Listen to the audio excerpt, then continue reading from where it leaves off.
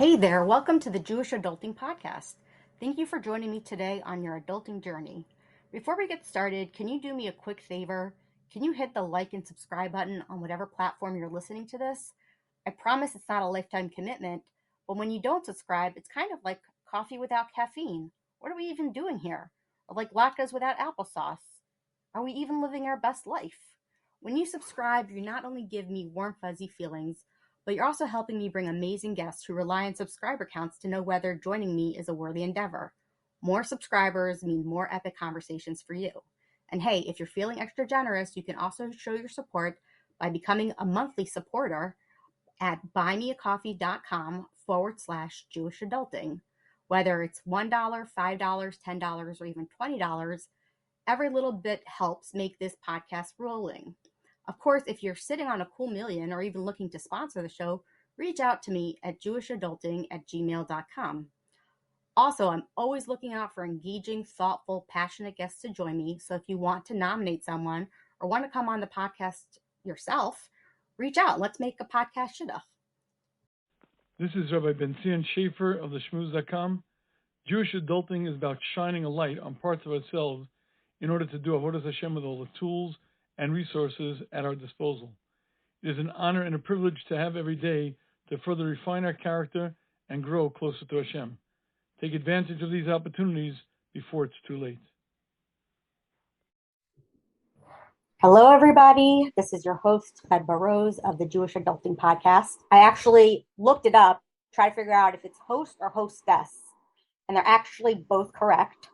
So just in case anyone wants to know how much detail and minutia and research goes into it, that's about it. I have with me today Sara Fried, and she is a professional relationship and marriage coach based in Muncie. And welcome to the podcast, Sara. Thank you so much, Chedva. Thank you for having me. I'm glad to be here today. Do people call you Sara or like Sara? Yeah, people call you Sara? Okay. Yes. I wasn't sure. So, I reached out to you because I wanted you to be on my podcast. And when we spoke, I asked you about like what topics you're interested in talking about. And we came up with empathy and try to be more empathetic. But before we start into that topic and how we got there, can you tell me a little bit about yourself, what you do and what kind of practice you have, and just tell me a little bit about yourself? Sure. So I'm a marriage coach it's over 12 years now. And the reason I became a marriage coach is because of my own life experience. So basically, I was married for 10 years, had three wonderful children, have three wonderful children, Baruch Hashem, all married by now. And after 10 years of marriage, I found myself going through a very difficult divorce. And that was followed by a brief marriage on the rebound, which didn't work out, and I was raising my children primarily myself for the next 10 years. So I'm very lucky to be in a second, or would you say third marriage, but technically it's like a second marriage for the last almost 14 years now. And what I found was that when my husband and I got married, we were having some bumps in the road. I guess everybody comes with their own baggage and their own personalities. And I realized very quickly that I really must learn what makes for a good marriage, or God forbid, this goes awry. So my husband and I were very blessed to find some really wonderful therapists along the way who taught us some very key tools in communication primarily, and that really, really transformed our marriage. And the reason I chose empathy as today's topic is because not only in my own marriage, but in the work that I do with others, I realized that this is really the key ingredient which helps couples transform their marriage from just, two people living side by side to really having a connected and loving union. Okay. So I think people use this term empathy. I want to make sure that we're all using the same language and the same definitions. Can you explain to me what empathy is? Okay. So empathy is the ability to really be able to step into another person's world. So you want to be able to really see, hear, and feel what the other person is experiencing, and to be able to do that without judgment. Now, why is this important in marriage? In marriage, I'll tell you from my own experience, and again, working with couples, it's actually everything. It's what turns me and you into an us. And empathy really makes the couple feel like they're not only living under one roof, but they're really one. And they feel, deeply understood and connected. And that really strengthens the love between the couple. So if you want to know in short, it's the ability to really step into another person's world. Okay, and how is that different from sympathy? Sympathy is really when you're feeling bad for someone. So as an example, my husband is coming home after a day's work. He's all exhausted. He's tired. And I'm looking at him. I'm feeling bad. So I'm saying, you really look tired. But empathy would be, oh my goodness, I see that you really, you're feeling so drained. And is there something that I can do for you? Is there something that I can take off your plate? So the difference is I'm not only feeling bad for him, but now I'm joining him. And I'm not only noticing the pain, but I'm there supporting him from within. So it's more like of a proactive emotion. It's not an emotion that you passively feel like you're watching the news and something sad happens. It's like, what can I do to ease the burden? Exactly. It's actually going into it and kind of living that experience with them. Okay. So obviously, this is something that is not unique to our generation. This is something that has been part of like humanity for all times, this need for empathy. Do we see in the Torah and Tanakh any, examples of empathy? I mean, we have, the Yud Gimel Midas of Rachamim. I don't know if is that empathy, is that sympathy, is that grace? That's not really the same thing. Where do we see empathy in Tanakh? Okay, so that's a very good question. The Torah actually, it doesn't just suggest empathy. It demands it of us, okay? And one of the most powerful mitzvahs that we have is V'ahavta l'reacha kamocha. You have to love your fellow as yourself. So the Torah is not just saying love your fellow Jew, right? Love your fellow as yourself. It's commanding you to, really connect to the other person by feeling their pain, by feeling their joy as yourself. Why? Because yourself, you understand, you know how to care about yourself. You're feeling yourself. The Torah wants you to do the same for the other person. So Chazal teaches us that when a Jew is hurting, we all hurt, right? One Jew is hurting, we're all hurting. And the Jewish soul, we're very interconnected. When we develop empathy, we're not just strengthening our marriages, we're actually elevating our entire spiritual essence. Right. So it's interesting because I would think that when you get married, that it would be natural for you to empathize with your spouse. Like that seems like it would be a natural thing. Like, I love this person. I want what's best for them. I want to be successful. I naturally will empathize with them. But it seems like this is a real struggle, and people really have a hard time with this. Why is this so hard for people in relationships to do? Why is it not more intuitive? Okay, it's a great question. Actually, empathy is not intuitive. And real empathy, it requires, and the reason is because it requires stepping out of your own perspective, right? Our natural instinct is self-preservation, seeing the world through our own needs, our own feelings. And in marriage, it's more like, I don't understand why this bothers you. Why is it bothering you? It doesn't make any sense. Or why are you reacting that way? And empathy is requiring to let go of how I see it and asking, why does that person feel this way? Why is my partner feeling this way? It's a hard shift. It's a shift from my own perspective to my partner's perspective. And And this is really what's very transformational. Right. So I think I heard, I was at a lecture where somebody mentioned, they mentioned it in the context of children, but I think it applies here, where if you're, you know, out at sea in a boat and a storm comes, you're not going to start being like, oh, that's so sad, or why did this happen? What's the reason? Where did this storm come from? What's going on? You're more like trying to deal with it in the moment and trying to figure out how you could help the situation. That feels more like an accurate explanation of what we're talking about here, where you're saying, I want to ease the burden. What can I do to be there with you and to make this more bearable? But one thought that I have though is, do you ever deal with people who don't really, we're saying v'ahavta l'recha kamocha, but what if someone either doesn't love themselves or doesn't have enough awareness about what they would need to be able to provide it for their spouse? That's like a really challenging question. But I hear what you're saying. You're basically saying, "V'ahavta l'recha kamocha," that's good if I know how to love myself. But what right. about if I'm not even self-aware and I don't know Yeah. how to love myself? Yes. And that's a great question.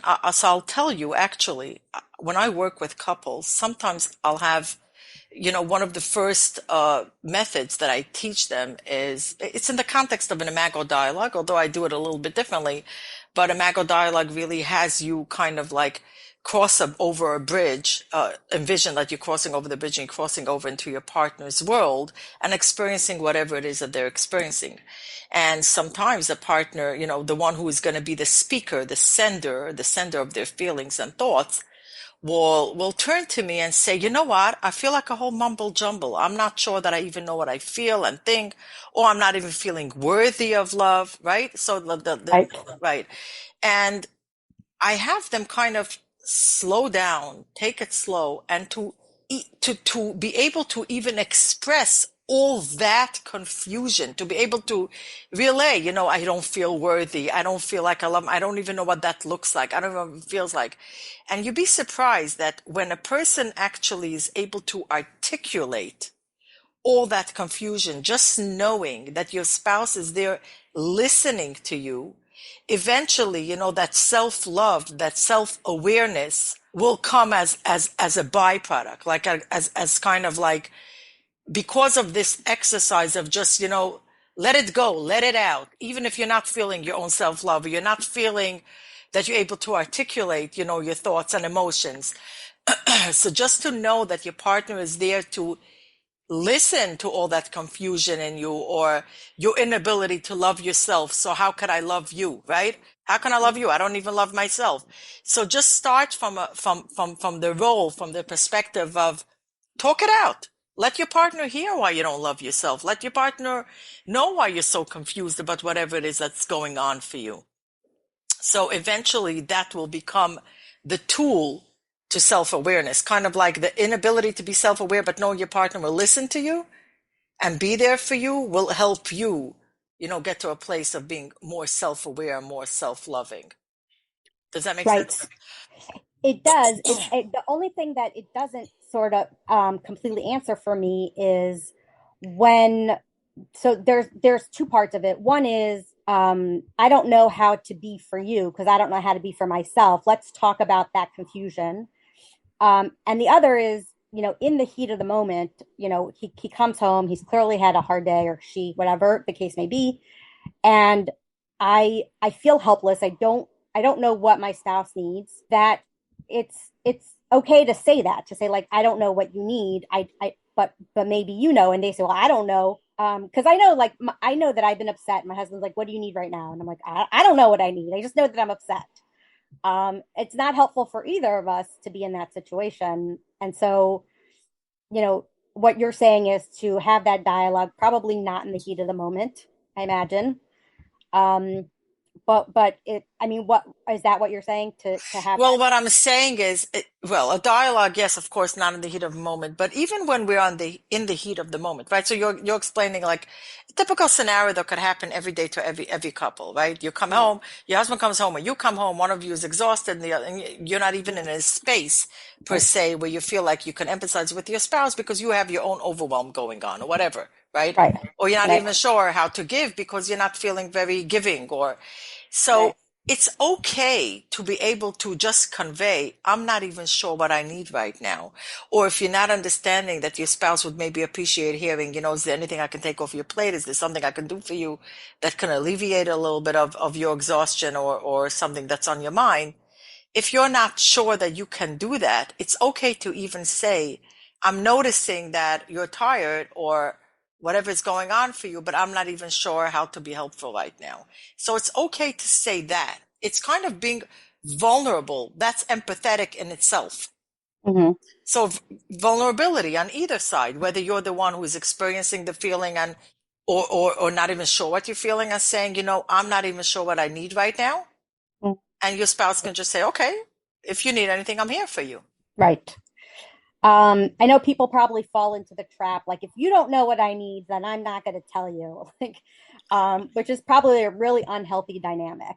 It is a very unhealthy dynamic, and that's why I have, couples learn the very important tool of being able to communicate to your spouse, first of all, in a more controlled manner, but second, when your spouse is saying anything that's not to your liking, not to be reactive to it, but rather to Mm. just repeat back to them what you hear them say. So instead of reacting to a comment that can quickly, blow over and become like a Hmm. world war, to kind of say, I'm hearing you say that you don't even know what you want right now, or, and just Right, kind of feed it back to them. And that's going to help, things right, be put more into perspective.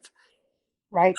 But is there such a thing as too much empathy? Like, can you overdo it? I'm not aware of too much empathy, like I would not be a believer that there's something called too much love or too much attention or too much Mhm. affection, there wouldn't be something as too much empathy. Empathy is actually uh, the greatest tool, in being able to help a couple feel that vulnerable, warm feeling of being connected with your spouse. So I don't see where you could have too much empathy to someone. Right. I guess my question stems from like knowledge of codependency, or where, let's say somebody, one of the partners might have issues with like self-soothing, where they can't, they're so overwhelmed, and rather than them working through it on their own or with their therapist, that the person is like, here, let me help you through this, rather than you sort of working it out for yourself, I guess. Are you talking about a partner expecting it from their partner, or you're talking about someone who is always trying to be that empathetic partner for the other one? Yes, From which I, side? I'm more thinking of like the partner that's always trying to be empathetic and trying to, you know, Like compensate for the other fix person. like Yeah, like fix things for fixing. the other person? Yeah, Okay, so that's again, that's empathy is feeling what your partner needs, right? right. Like being present for your partner's need. Now, if I am so I hear here what you're saying about too much empathy, but I'm not sure that then it would be empathy. That would be more about controlling. That can go into different aspects of it not being empathy anymore, right? Mhm. Right. So kind of like if I'm always jumping in and trying to do something for you, maybe I'm not being empathetic. Maybe I'm meddling too much, or I'm trying to control the other party. So Mm. that's actually would become the opposite of empathy. Okay. Um, okay. So do we have any, again, going back to, you know, times where we have seen Gedolim, be empathetic towards their people. That I'm One of the examples that I'm thinking is when Moshe saw the Jews being enslaved. Right. Was that empathy? Like he went out and he tried to do something about it. Was that empathy? So yes, actually, the Torah talks. One of the greatest examples is Moshe Rabbeinu, right? When he went out in Mitzrayim, he went out and he was actually helping the Jewish slaves with the work. So he could have stayed in Pharaoh's palace. He was nice and comfortable, right? But Hmm. instead of that, he decided to immerse himself and really feel their pain, their sorrow. So one of the ingredients of actually being a leader, which is why Moshe Rabbeinu was chosen to be the leader of Klal Yisrael at that time, was because he didn't, just stay on the top and kind of observe what's going on from above, but he immersed himself between the people and he felt their struggles like his own. He actually was experiencing it with them.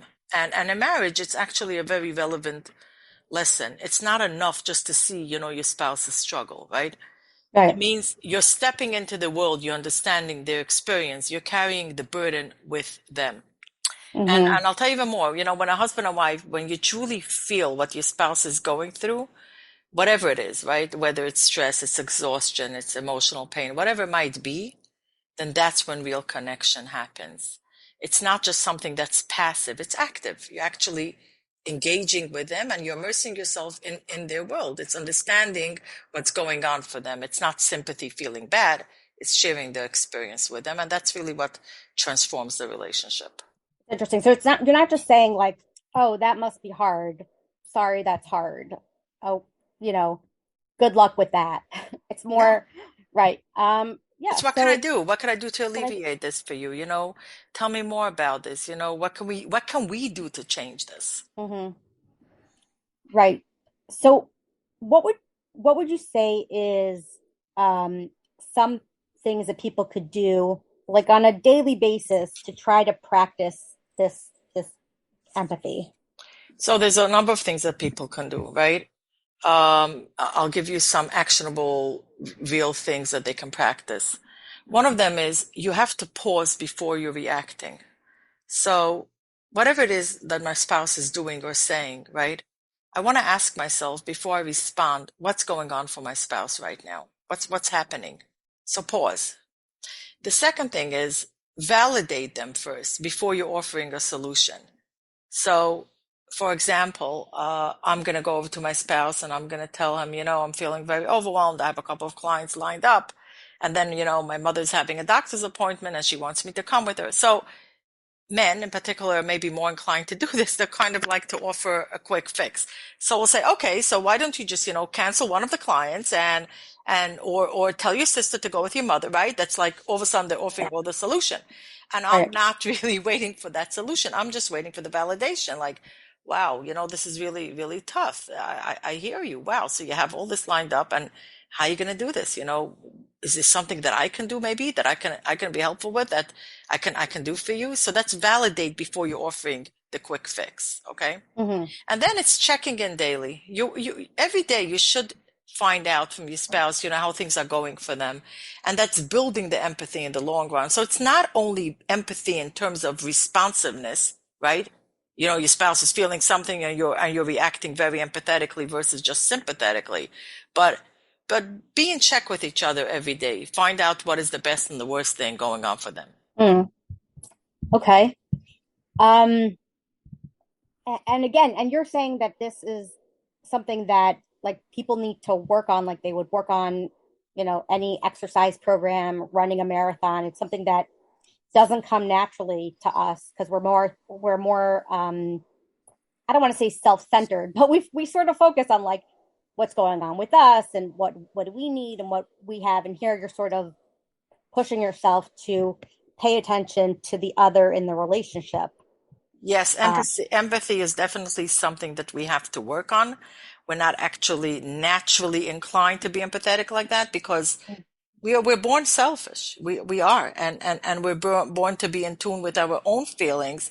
But obviously, we have the commandment of "Ahavta l'reacha kamocha." Obviously, in marriage, if you're not going to be able to put yourself in your spouse's shoes and feel their feelings and care about them in that way, then it's not going to be sustainable. So yes, it's something that you have to exercise. It's kind of exercising that muscle, working right, on it. right. Do you have any like anecdotes or situations that you have experienced where this empathy was either critical for like success or failure of a situation where you had to work with a couple closely, or that this was obviously the issue that they were had to work on. Yes, I actually have quite a lot of stories to share. One of them that comes to mind, I had a couple where the husband really felt like he was lacking in intimacy, and he felt that his wife was totally oblivious to his needs. She wasn't in tune to, his craving more connection with her. And as a matter of fact, he found that over time, she really was very dismissive of him in that sense. Mm-hmm. And he built a tremendous resentment. What was very interesting to me was that this couple was married for over 25 years. So this was going on for him for a very long time. They actually were marrying off children already. Mm. And when they came here, the wife simply said that she just doesn't feel like she's on the same page, doesn't have the same kind of needs like him, and she feels that he's just being grumpy, and she was expressing all this in front of him, and he looked, he was actually near tears. And when I had them communicate in a way where we did this in a structured, again, it's more kind of like the imago dialogue concept, where you listen to each other, repeat what the other person is saying, and then you validate, and then you offer empathy to them, kind of like, you know you stress on the emotion that they're feeling. And it was extremely transformative. Again, this didn't happen in one session, but this happened in a very few short sessions. I can tell you in about 4 sessions, from when they first came here to when I was done with them, literally in 4 sessions, Mm-hmm. they totally transformed their 25 years of marriage, where he felt like he was constantly chasing for more intimacy and connection, and she was aloof or even dismissive, to totally a different scenario. And that came about because of her ability, her exercising the muscle of just listening to him and repeating to him what she was hearing him say. But I did it in a very interesting way. It was kind of a exercise. I call it the switch role exercise. And basically, she was talking to him like as if she is him. So she Mm. was enacting his role, like she was talking from a role of like she was telling him, like she's him. I'm feeling like, this has been going on. I cannot go into the details, but, Mm. and every time I approached you and so on and so forth. And suddenly she was tearing up, like tears were rolling down her eyes when she was realizing that as she's acting like him, that this is actually extremely painful. And Mm. that's a very clear example of what empathy can actually look like. It gave legitimacy to his feelings, and it developed a deeper understanding to his emotions. It also reduced her defensiveness, like it reduced her feeling of feeling defensive, because she was talking like she's him. Right. And I mean, I yes. guess my question on this is, as I'm hearing this example and I'm trying to like put together the things that I've heard you say today, I guess I'm wondering, I I can see that, let's say my spouse is having a hard day, and I say, okay, is there anything I can do to ease that burden? But what if I can't get what if I can't how do I say this question? What happens if I can't get to the place where I can see his point of view? Like I could see that he's in pain. Hmm. I see that he is, overwhelmed and he's working hard. But I don't understand why. I just know that he is, right? It's like beyond, because we're different people, we have different coping skills, we have different thresholds of tolerance, and I don't understand the reason for it, but I see that he's in pain, Right. right? So in because it sounds to me like this wife, like, she might have heard what he had to say, but she obviously didn't agree with him. Like maybe she felt like, what's the big deal? And whatever, Right. she just was dismissive of it. So Well, is then listening to it, is that enough? Like how is that that helpful in a situation where you don't necessarily agree or understand It's a the point of great view? question. It's a wonderful question. I love the question. And I'll tell you, I'll give you an example. First of all, you're talking about listening, and then you talk Mm-hmm. about agreeing. So Mm-hmm. let's first define that listening. That means hearing our partner's perspective and being empathetic to whatever they're feeling or thinking or going through does not necessitate agreeing with them. So we don't have to agree with their opinion or their feeling. We just have to agree that that's what they're experiencing and feeling. And I'm going to give you an example. I give this as a first example to couples when we first start talking about what does it mean? How can I be empathetic if I don't agree? Mm-hmm. So it's very simple. Say that Khadva, you and I are sitting in a room right now, and I'm feeling that it's quite warm in here, and you're feeling that it's cold in here. So which one of us is right? We're both right. That's it. We're both right. And that's exactly what happens when we try to be empathetic to our partner. You know, he's right or she's right with whatever she's feeling because that's their world, their Mm-hmm. perspective. And I'm right in whatever I'm thinking of feeling because that's my perspective. Empathy means I am listening to and immersing myself into my partner's perspective. So I Mm-hmm. don't have to agree with them. I'm just feeling with them. Right. So there's no judgment about the feeling. There's no right or wrong. Exactly. It's just That's exactly what empathy is, by the way. It's judgment free. judgment Completely free. letting go of judgment. Mm-hmm. Your ability to put yourself in your partner's shoes, or v'ahavta kamocha, like you like yourself. Like I am feeling warm right now, I Mm-hmm. will feel for Chedva when she's feeling cold right now. Mm-hmm. Right. I don't have to Yeah. agree with you that it's cold, and I don't change, and all of a sudden I'm feeling cold. But I Right. feel with you that, okay, you're cold, I'm warm, and we respect each other for that. Mm-hmm. So then someone could say to me, like, I'm sorry you're cold. Can I lend you a sweater? Instead of saying, no, it's not. It's not cold. Exactly. Exactly. It's Yeah. not being dismissive of the other person's feeling. Precisely. Right. I find this conversation like really interesting in the context of I know people always say like we're born selfish, and you said that this evening, and I've heard that like a million times before. But as someone who's an extrovert, um, I I have always been confused about that saying. And this is kind of off topic, but where we all crave connection, like we're in this world for connection. Mm-hmm. Even the introverts among us, right? Mm-hmm.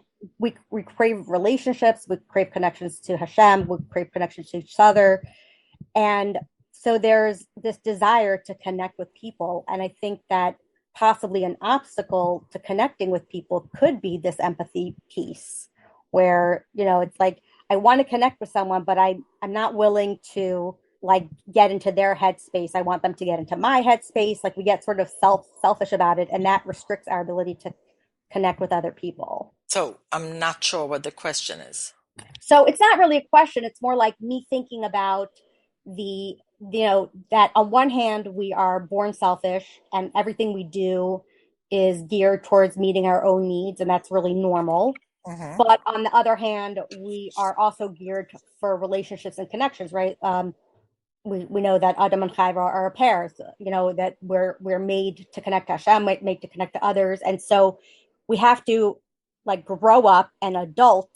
This is where this is the time of the evening where I stress the adulting portion of the podcast, where we sort of have to like overcome our own like childish Selfish thing. inclination, right? Yeah, and say like to be Eved Hashem and to be like someone in this world who's gaining the most from it, I have to be in relationships. But to be in a relationship, I have to be empathetic. I have to understand other people's point of view. I have to um, let them be heard, make them feel seen, you know, bear their burden and all of that stuff, which is what is the part The of the house. adulting, it's Yeah. the adulting part, correct, Yes. 100%. It's not all about you. There's someone Right. else in the picture, and you need to understand and make room for somebody else's perspective, somebody else's feeling. And again, to stress, not you don't have to agree with that. You don't have to agree with them, but you just have to make room for their feelings and perspective. Right. Feeling Right. with them is not agreeing with them. It's different. Right. Right. I really like that. You said you had other stories of couples who were struggling with this characteristic. Yes. Very recent, actually, actually from today, something comes to mind. Um, First, the husband, was asking, is it okay if in our marriage it's just going to be my wife having dialogues and just expressing her feelings, and I don't think she's ready to hear mine because it just triggers her, right? Mm-hmm. And and that was a very powerful question. So I explained to them that it's very, one of the biggest challenges in being able to be empathetic to our partner is because very often they're going to trigger our own insecurity or our own perspective in a bad way, meaning they will trigger us in a bad way when they're sharing whatever it is that they want to share with us. So Yeah. for example, if the husband will so he was asking me what happens, and I explained to them that empathy has to work both ways, and it's not just, one spouse sharing all they want with you, and then you're not going to share your feelings. It's not going to be sustainable. So they Mm-hmm. were talking about an example of, and he couldn't understand why she wouldn't lend the cleaning lady to clear the outside. It bothered him, and she was having her own thoughts and feelings about it, and she had reasons why she wasn't giving him the opportunity to allow the cleaning lady to clear outside. And it sounds like little silly things, but when she when she was hearing him talk about it, she became uptight, and she was like, okay, I can't do this dialogue. I can't do this. And I was, and we delved into what is happening to her. And she said, because I'm having my own perspective. I'm having my own reason. I have reasons why I don't want him to do it, because it's not our job, because it's a communal responsibility, and it's different tenants in this condominium that are supposed to be doing this. And so when I explained to them to stay within the concept of dialoguing, where one person talks, the other and the partner kind of repeats and feeds back what you're feeling, you're emptying yourself of your own thought and feeling at that time. So you're not listening in order to be reactive, you're listening in order to be understanding, and ultimately to emphasize with whatever it is that your partner is feeling. And it was amazing to see again the transformation when she was like taking a deep breath, and she was like, okay, we're going to start over. Okay. And she was listening. And what really came out of the conversation was that it wasn't about his need necessarily to see that the garbage is cleaned. It was more about his need to feel that he mattered enough to her, that when it bothered him that it's so messy outside, that she cared enough to lend him the cleaning lady to do the job. It's not so much about the dirt, it was more about what it means to him. Mm-hmm. Do you understand So what I'm saying? So sometimes the challenge of listening to our spouses, because we want to like kind of tell them what we're feeling, or what we're thinking, and why they're wrong, and why they shouldn't be feeling and thinking that way. And instead of just slowing it down and kind of like really listening to them, just so that you're understanding their perspective and not trying to be right or to show them why they shouldn't be thinking whatever they're thinking and feeling. right. And it when you said, it trigger oftentimes it can trigger, the other couple. I was thinking about how, people come to marriage with their own understanding, with their own baggage, um, their own perspective on life. And so what when we don't communicate with our spouses, like, this is what I need from you, and we just assume that they need what we need. I could see that really being a problem, because what I need when I have a hard day, I want to go into my room and just relax, and I don't necessarily want to talk about it. And if I'm gonna then like use that model for my husband, like this is what I'm gonna give myself, so this is what I'll give him. I might not be meeting his need as a spouse because that's more really about me. That's how I'm relating to him based on what I want, which is not necessarily about him. It's about me. Exactly. That's a very good point.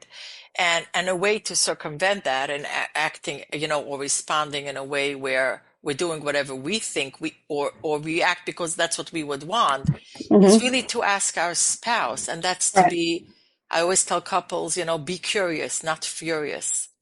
Be curious, ask what is it that you want right now? What could I do to help you? Or what is it that you would expect of me? And it helps because you're not going to give them what you think you would want for yourself. You really, again, and that's empathy, listening to and being attuned to whatever it is that they need. And very Right. So often that and very often we don't need the same things. right. And I sort of have a hard question, which is I'm sure also not healthy, but let's ask it anyway, which is let's say you have a couple. Have you ever had this situation where um a, you know a husband or a wife, they said, what do you need from me? And the person says, well, I need you to do X, Y, and Z. And the other spouse is like, I'm sorry, I can't do that. Yes, definitely. And I love this question as well. So what happens if our spouse is asking us for something that we just cannot do, right? And Right. Yeah. whatever that means. Right. And it's okay to tell our spouse, I hear you. I would love to be able to provide this for you. So again, it's the empathy part where you're telling them, first of all, you're validating to them that I hear you and I understand that that's important to you. Mm-hmm. I wish I can do this, but share with them what your blockage is. And that's helpful for a number of reasons. Number one, it doesn't feel like a personal affront, right? It doesn't feel like you're attacking Right. them personally or you're just negating their need. Mm-hmm. But it also is helpful because you never know. Maybe if you share with them why, then they can help change that if they can. Right. Because I was talking to somebody about um, expectations, and we have this expectation. And so, on one hand, there's, I don't know if you want to say the giver, the receiver of the empathy, and you have this expectation that now you're going to work on this with your spouse, and they're going to have empathy, and you're going to ask them for something, and they're going to say yes because that's what you worked on and that's what you said you were going to do, and that was the expectation. But I could see that really, like, on one hand you want empathy, and on the other hand you have to recognize that we're only human and we're limited. Like the only person who's not limited is Hashem. Mm-hmm. Like people will let you down. People will not meet all of your needs. And I think that's probably also kind of an important something for us to work on ourselves. If we have this expectation that everyone will be empathetic and they'll meet all of our needs and they'll say the right thing and do the right thing and meet us halfway, that's also could be a trap. So 100%. First of all, empathy doesn't mean that, again, that's the difference between being empathetic, feeling with the other person or trying to alleviate something for them versus agreeing with them. That means that I'm not always going to be able to come through for every wish that you have, for every wish that you have. But yeah. I'm going to feel for you, right? Like, for example, I'll give you a very simple example. I had a husband and wife over here where both are working and they were constantly bickering. They were really overly exhausted, both of them. Mm-hmm. And the wife said, if you would, kind of help me more with household chores, whatever it is, the dishes at night and whatever. And the husband explained to her that after a day's work, and then he's trying to keep up his share and he was trying to say, he said, I do feel for you. And I'm really, I know that you're breaking apart. I'm not sure what the answer is right now, but I do know that for me to tell you that I'm going to do the dishes and everything is, maybe I'll be able to do it once or twice, but I'm going to be dishonest with you. I'm not going to be able to keep up to this because I am also at my wits end. I'm also at the end of the day and I'm done. And when he was, and that's the difference where he did validate to her that that makes sense to her. So he validated that to her, but he also said that I'm not sure that I can be the one providing that. Maybe we have to come up with a different solution. Maybe, and whatever that might be, whether it's her cutting her hours, whether it's her hiring more help, but it's not necessarily that he came through with what her wish was. I wish that you start washing the dishes. Right. But he was still being empathetic by telling her, of course, it makes sense what you're saying. And I do understand you and I feel for you. And we definitely need to come up with something, although the something wasn't exactly what she dictated. Right. Does that make sense? Yeah, it does. And I think that, again, there's having empathy, but there's communicating about it is seems almost as important as the actual empathy. Because like you said, if we don't say, like, I'm not sure how to help you in this moment, but I see you're having a hard time. What can I do? Like that's like there's a dayenu to that. Like you could I'll say, tell like, you 100%. I have to tell you that Dayenu is very simple. Empathy is not about fixing. Empathy is about feeling. So when a spouse feels really understood, that's empathy. I'll tell you something I heard from David Lieberman. He's world-renowned a psychologist. yeah, And he said that he did a study actually where he spoke to a group of divorcees. It was a Shabbaton or something. And he said actually that every time he does this study, he's astounded to see that I forgot what 70 or 80% respond in the affirmative when he asks them, if your spouse would have been able to really listen to your needs and really hear you in terms of, whatever it was that you were dissatisfied about and validated you, would you two have still been married? And the answer was resoundingly yes. And that's astounding. So when you realize that the empathy is not about fixing your spouse, when they really feel listened to and understood, that's kind of the solution in itself. That's like you just said, the dayenu.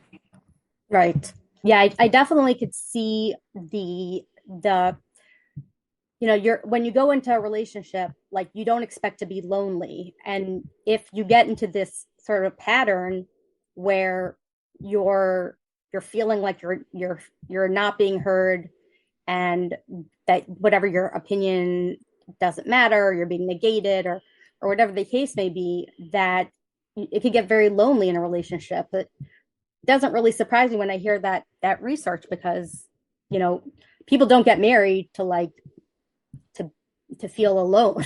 Like, 100%, 100%.